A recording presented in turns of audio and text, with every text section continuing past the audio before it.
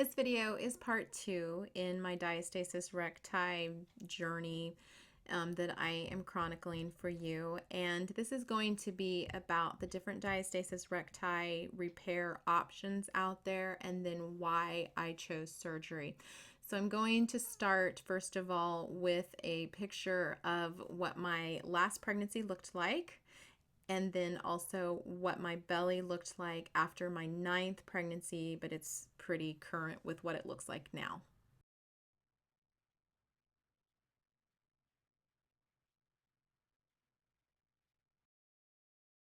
So as you can see, I was pretty huge with the baby, and I'm pretty huge outside of pregnancy. I look 5-6 months pregnant outside of pregnancy. What I'm currently doing to conceal that as much as possible is I wear a compression garment to kind of pull in all of that loose skin and also pull in my internal organs as much as possible with stays and hook and eyes. And what I'll show you, I'll stand up here and you can kind of see what's still left after I've got it inside of a brace type situation. So I do a pretty good job of concealing it. It's better if I wear looser clothes. I have been asked if I was pregnant many times. When I have maybe like a tighter fitting shirt, I try very hard to stay away from anything with spandex in it. I do have to wear my shirts about a size larger and my pants about a size larger as well to make sure that I can get it over my belly.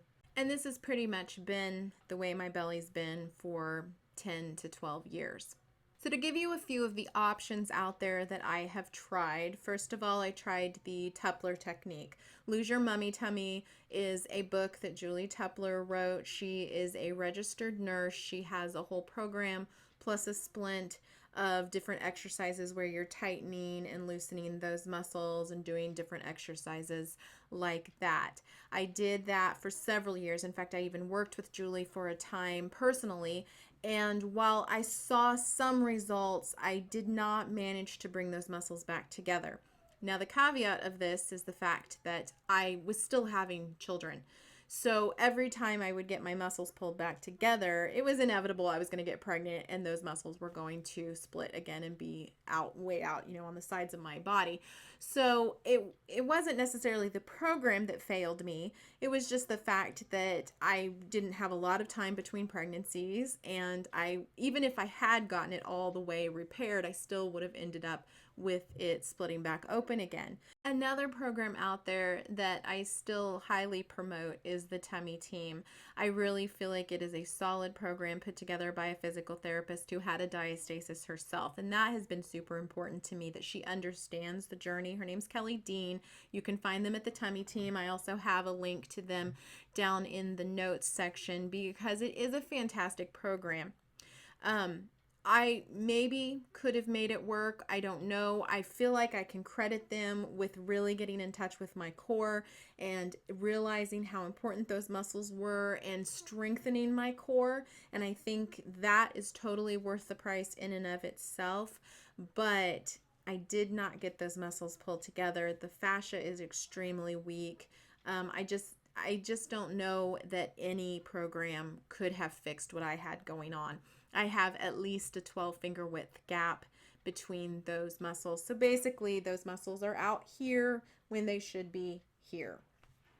And I'm not sure with the weak fascia and all of that anything could have fixed it. There's another program also called MuTu. They do a lot with body alignment. They also encourage a healthy eating plan, and that's something I really appreciate. I didn't appreciate when I first started with them. At one point in time, I did use the MuTu system, because I was like, wait a second, I just want to close this gap. I don't want to talk about healthy eating. I don't have time for healthy eating. Well, then last year, I lost about 35 pounds, and I realized how significantly that affected my diastasis. Not the fact that the diastasis came together at all, but the fact that those internal organs were not pushing so hard out on my belly. So I do see where losing weight definitely reduces that that look of that diastasis. It doesn't reduce the diastasis, but it does reduce the amount of pressure you've got pushing there. And the simple fact is, you need healthy food and a healthy, balanced diet in order for your body to heal and repair. So that is important. And that's something that the MuTu system really does stress over some of the other systems. And as diastasis recti has become better known in the medical community, we have seen a lot of physical therapists and fitness trainers and all kinds of people coming out of the woodwork with their own set of programs. And I can't speak to those. I really don't even feel like I have the right to speak to things like the Tupler technique and MuTu and the tummy team, even though I've used all of those. I feel like I maybe could have done a better job with them. I don't know. I did not have the results that I wanted from them, but I also maybe could have stuck with it longer, or just been a little more diligent, or done something a little bit differently, or I could have gone and seen an actual physical therapist and met with them once or twice a week. There's a myriad of things I could have done. However, the pain from my back and my stomach feeling like my internal organs were falling out, and the fact that I was having to really change some of my lifestyle in order to accommodate my belly was enough for my husband and I to decide that we were going to look into surgery. Now, I have to be honest, the surgery option was a little difficult to get to, and there's several different reasons for that. First of all, after my 6th child was born, I actually saw a plastic surgeon that my current OB, at that time, my current OB, thought I should see. He came into the office about once a month. She set up an appointment. I went and saw him. I showed him my belly, and he took one look at me and said, "I've never seen anything like that." And I felt like I had been socked in the gut. I could not believe that he'd never seen anything like this. I mean, he kind of pushed around on my belly, and he's like, "I don't even know what I'd do to repair that." Now, this was back in 2009, but I was still like, I knew what it was called by that point. I knew it was diastasis recti. I'd been trying to educate, medical professionals, everybody I ran into, physical therapists, anybody I ran into. I was like, "Hey, this is what I have. Do you know anything about it?" "Well, if you don't, here's what I know." So I kind of told him about it, but he just really did not have a clue what to do with it. So I kind of just laid off on that option, thinking, boy, that's just not something that could be fixed. Then I switched OBs, and that OB was talking to me about it because she was the one who saw that she could see my bowel moving, and she was like, "Oh, this is really strange." And she said, "We have a physical therapist that we use for reconstruction work. Would you want to go see her?" She goes, "I'm thinking, though, you might need to see a general surgeon as well, because they might need to put mesh in there because of how huge this is." Well, the thought of having mesh from top to bottom in my belly was absolutely terrifying, and I thought, I can't do that. I can't do that. And I was trying to wrap my brain around how would that look and how would that feel. And then the other flip side of all of this is that I had to be done having children in order to have this surgery. Now, those of you who know me know that I have 10 kids. And my husband and I had to come to the place where we decided that my health and my repair of my stomach muscles and the reconstruction that had to be done there was something that was pretty imperative that we go ahead and do that. It was a huge decision, huge. It was extremely difficult, painful. We prayed through it. I mean, it took a really long time for us to reach that decision. It was very, very difficult. So that in and of itself made this journey to choosing surgery pretty extreme for us. I have loved having babies. I have loved being pregnant, even though my pregnancies are never pleasant. But I've loved that part of my life. It's been a huge part of my life for like 20 years. So it's even hard now to wrap my brain around as I look at my baby who's getting very close to 2, that there aren't going to be any more babies because we chose to have this reconstruction done. So that in and of itself, like I said, is a major part of choosing this, because if you were to have the surgery, obviously it would be a completely wasted surgery because it will rip back open. Now, fast forward a little bit, I went and saw plastic surgeon when our youngest was about a year old, and she looked at my diastasis and she said, I've never seen one that bad. But she said, I have repaired one about 2/3 that bad. And that wasn't surprising to me because, frankly, I had been looking on the internet for several years trying to find pictures of somebody's belly who looked as bad as mine. And I couldn't find it. I couldn't find anybody's who looked as bad as mine. I could find some that were kind of close, but no, most of them were much smaller than my belly. And I was feeling a little bit like a freak show. But to hear her say, I've never seen one that bad, but I have repaired one 2/3 that bad, I felt like, okay, we're good here. Because at least, number one, she's acknowledging that this is pretty bad.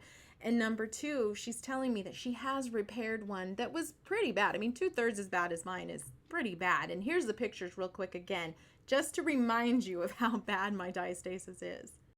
The other thing that really put my mind at ease was that she said, we aren't going to use mesh. She said, I don't feel like that is a proper way to do this. She said the biomesh tends to go ahead and pull the regular mesh. She just does not think that much mesh ought to be in any one person's body.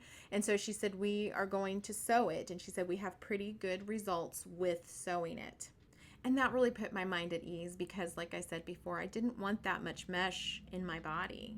And then as part of this repair, they will pull the muscles together and then they will do a tummy tuck, also known as an abdominoplasty. That will get rid of the loose skin that I have from all my wonderful babies. And, you know, they were big babies, and then with the diastasis, my body just stretched and stretched and stretched. I mean, it's pretty amazing that a body can stretch that much without exploding. But I will say that this last pregnancy, up in the subcutaneous fat layers that are there, it was stretching so badly that it was pulling and it was burning and stinging. And so that was pretty painful. And I'm not real sure what she's going to find when she opens me up. But I feel very comfortable with this being the path that we should take. My husband feels that way as well. Like I said, we have really prayed through this and researched it and come to the decision that this was what needed to be done for quality of life. Now, insurance thinks otherwise. They think this is purely cosmetic. And I am here to tell you it is not purely cosmetic, but that's where the insurance is right now. They go back and forth. So you might check with your insurance because there are times when insurance companies say, yeah, we'll pay for that, or we'll pay for the diastasis repair, but not for the abdominoplasty. And basically, I mean, it's just basically saying this is completely cosmetic, and I can't really fight that at this point. My particular surgery is going to be done in the Midwest, and it is going to cost $5,000. The average cost is typically around $8,000. But you're talking about different areas of the United States. My particular surgery is going to be about 3.5 hours long, and I will go home that same day, which is a little scary to me, but we're going to be traveling about 2.5 hours to get home. But I'm hopeful that I can stay in recovery long enough to, make sure that the meds have kicked in really good, and maybe be able to even get out a little bit on the trip home. I'm not sure. I do know that recovery is going to be painful. I do have a lift chair in my home to help me to just stand upright. My mom had it when she had her knee surgery, and so I have that in the house. And I'm just trying to plan and prepare.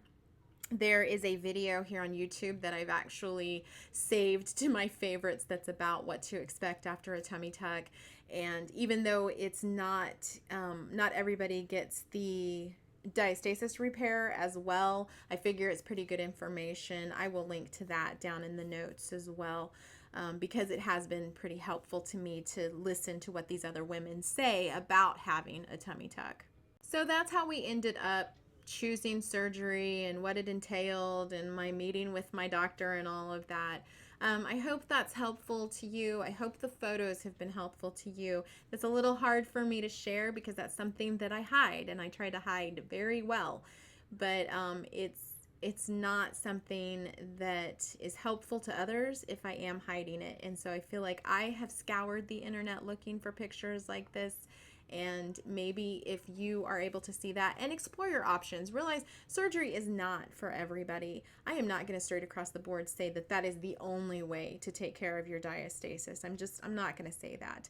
I do think that those programs out there have great potential. They just didn't work for me, and I decided to make a different choice.